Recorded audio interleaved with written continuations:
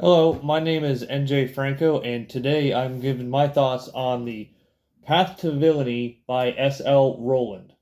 So, first off, this book is about a video game NPC who becomes self aware. So, basically, it is the movie Free Guy, except Ryan Reynolds is a kobold and a villain. So yeah, first thing I want to mention about this book though is the chapters are actually surprisingly short about it. Now I know this is already a pretty short book to begin with. At 164 pages, it is definitely within the novella territory.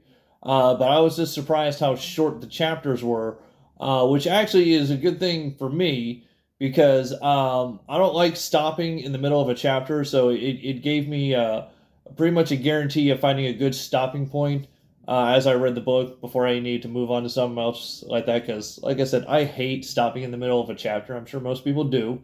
So, with shorter chapters, it made it easier for me to find that stopping point so I can move on to other things when I needed to.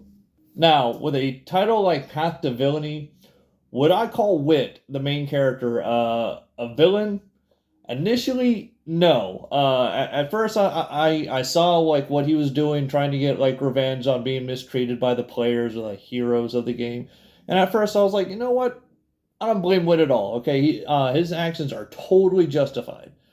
But as the story went on, and his quest to be a villain increased, he started to do things that not only put him definitely into the villain category, but surpassed that, and he eventually did things that I would call were straight up evil. Okay, so he's, in my opinion, he's not a villain. He is evil. I'm not going to go into details about some of the evil things he did because I don't want to give away like spoilers or nothing. But yeah, I went from okay, his actions totally justified to this guy is straight up evil. So yeah, I really did enjoy this book, and I recommend it for anyone who wants a good like villain origin story. But it did leave me with a couple of questions. One, do the players of this game, as they call them, the heroes, do they feel pain? Because again, Wit is he's basically inside of a video game. But the players or the heroes that he was fighting against, anytime he would kill them, often they would like scream in pain and stuff like that. And it got me thinking, do the players feel the pain as well? Is this like some super advanced game where the players like feel everything and whatnot, or is their avatar just screaming in pain, just something that's been programmed into the game for their avatars to do anytime they're hurt or something like that, and the players playing these avatars don't actually feel it or not? I kind of want to know.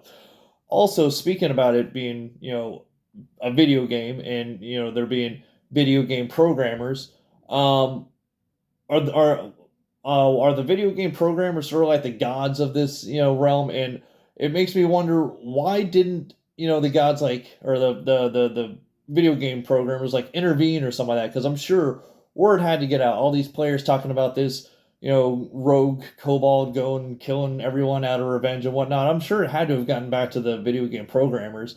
So why didn't like any of them intervene and try to like delete the character or something like that? And my only thing is, maybe this was like so small scale because at the time he was just kind of like going for like one, Wit was only going for like one little town that he was from. So maybe compared to the rest of the world, his actions were going unnoticed, except for in this one little town. But still, enough word should have gotten out that the video game programmers should have like intervened, or should have found out about it and intervened and just gone delete, because they can easily do that.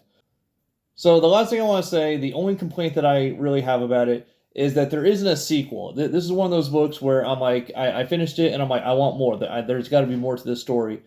But as far as I know, there's not a sequel, and there's not even a sequel in the works. And actually, it has an epilogue, which I'm pretty sure the definition of an epilogue means that there literally is that's the happily ever after. There's nothing else. So like, I don't think S.L. Rowland could write a sequel, even if he wanted to, because he already put an epilogue in. I could be wrong, but it looks like there's not a sequel and never will be, and I'm bummed about that.